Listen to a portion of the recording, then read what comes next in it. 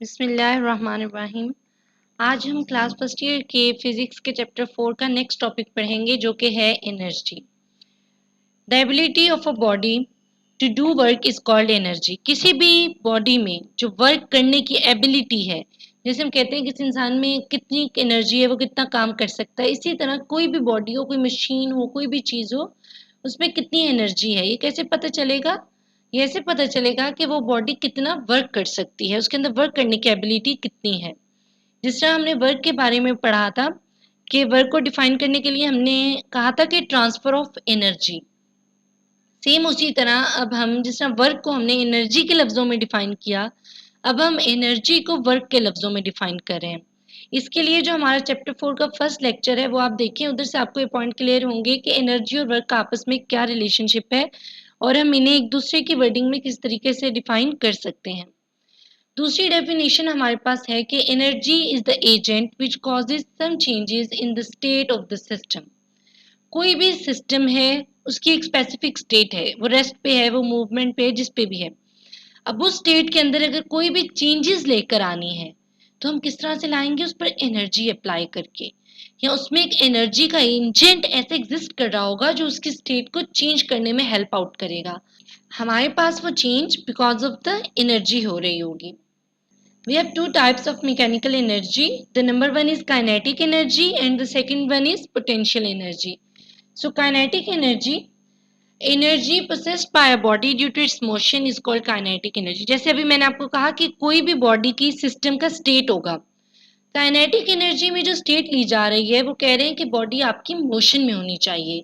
कोई भी सिस्टम है, कोई भी बॉडी है, वो जब मोशन में होगी तो हम कहेंगे इस बॉडी के पास, जो मूविंग बॉडी है उसके पास काइनेटिक एनर्जी होगी।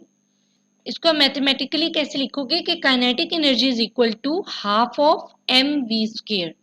उस मूविंग बॉडी की कोई ना कोई वेलोसिटी होगी, वेलोसिटी का स्क्वायर, उसका कोई ना कोई मैस होगा। जब बॉडी है, कोई सिस्टम है, तो उसका मैस तो यकीनन होगा। तो मैस और वेलोसिटी का स्क्वायर ये मल्टीप्लाई हो जाएंगे और इसके साथ आपके पास मल्टीप्लाई हो जाएगा 1/2। तो आपके पास काइनेटिक एनर्जी फाइंड आउट हो जाएगी। अब इसमें जैसे मैंने आपसे कहा कि एम उस बॉडी का मैस है मूविंग बॉडी का और वी वेलोसिटी से वो मूव कर रही है। काइनेटिक एनर्जी में भी translational, rotational etcetera. Kinetic energy आपके पास रोटेशनल फॉर्म में भी हो सकती है कि बॉडी रोटेशनल फॉर्म में मूव कर रही हो, ट्रांसलेशनल भी हो सकती है, इस तरह कोई भी उसकी स्टेट हो, उसकी मूविंग होना जरूरी है कि वो मोशन में हो, मूवमेंट होना जरूरी है। After that, relation between kinetic energy and momentum of the body. Kinetic energy आपको समझ आ गया। मोमेंटम क्या होता है? कोई भी बॉडी जो मूव कर रही है उसका कोई ना कोई मैस है, जैसे हमने काइनेटिक एनर्जी में कहा, और मूवमेंट के लिए वेलोसिटी v है। इसी तरह जब कोई भी मैस मोशन में होता है, कोई भी बॉडी मोशन में होती है, तो हमारे पास मोमेंटम होता है। मोमेंटम इक्वल होता है मैस इनटू वेलोसिटी के। अब जैसे हम अगर मैस को मल्टीप्लाई कर दें राइट हैंड साइड पे इस फॉर्मूले के, तो हमारे पास मैस इधर ऊपर भी आ जाएगा और डिवीजन में भी आ जाएगा इस फॉर्म में।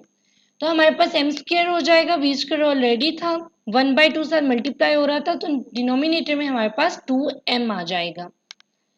और जिस तरह मैंने आपको बताया मोमेंटम इक्वल होता है मैस इनटू वेलोसिटी के, तो इधर हमारे पास एम स्क्वायर वी स्क्वायर है तो इक्वल हो जाएगा मोमेंटम के स्क्वायर के, P square divided by 2m।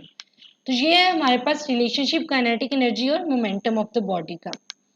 After that, potential energy. Potential energy हमारे पास किसी भी पोजीशन की वजह से आ रही होती है कि हमारे पास जो बॉडी है, जो मैस है, कोई सिस्टम है, वो किस स्टेट में है, उसकी पोजीशन क्या है, उसकी फिजिकल कंडीशन क्या है। The energy possessed by body because of its position in a force field. दूसरी वर्डिंग क्या यूज की जा सकती है? तो एक तो चीज ये इंपॉर्टेंट है कि कोई भी फोर्स फील्ड है, जैसे अगर वो हाइट पे है तो ग्रेविटेशनल फोर्स एक्ट कर रही है। अगर उसकी दूसरी स्टेट है कि कोई इलास्टिक टाइप है तो उसको कंप्रेशन या स्ट्रेस के स्टेट में है, तो तब भी उसके ऊपर जो फोर्स इफेक्ट कर रही है फोर्स फील्ड होगी नंबर वन। सेकंड, उसकी पोजीशन के हिसाब से उसकी पोटेंशियल एनर्जी फाइंड आउट की जा सकती है। अगर वर्डिंग चेंज करें तो कहा जा सकता है और because of its physical condition. Wording कोई भी लिखे लेकिन बात उधर दैट इज पोजीशन, बात पोजीशन की ही हो रही होगी। Is called potential energy. अब पोटेंशियल एनर्जी हमारे पास बिकॉज ऑफ ग्रेविटी हो तो the potential energy due to gravitational field near the surface of the Earth at a height h is. Gravitational field act कर रही है, कोई भी बॉडी है वो किसी न किसी डिस्टेंस पे है अर्थ से। आपके पास हाइट आ गई h, ग्रेविटेशनल फील्ड एक्ट कर रही होगी, उससे अपनी तरफ फोर्स लग रही है, उससे अपनी तरफ वो अट्रैक्ट कर रही होगी, उस बॉडी का कोई ना कोई मैस होगा। तो potential energy, gravitational potential energy का फॉर्मूला आपके पास आ जाएगा मैस उस बॉडी का मल्टीप्लाई बाय ग्रेविटी, कितनी हो गई, फोर्स आ गई जो उसे अट्रैक्ट करेगी। The second thing is height कितनी है, साथ हाइट पे आ गई। mass into gravity into height is equal to gravitational potential energy.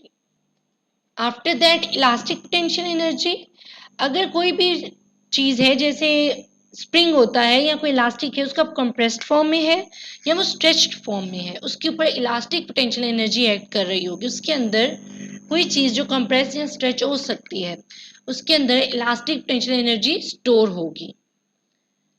इसका फॉर्मूला क्या होगा, 1/2 kx²। अब कोई भी चीज है जो स्ट्रेच हो रही है या कंप्रेस हो रही है, स्प्रिंग की फॉर्म में है, उस तरह की कंप्रेसर स्ट्रेच होने वाली है, तो उसके अंदर क्या होता है, स्प्रिंग कांस्टेंट होता है। तो k आपका क्या होगा, स्प्रिंग कांस्टेंट हो जाएगा, और x के एक्सटेंशन है जो कंप्रेस होने में या स्ट्रेच होने में आ रही है उसके।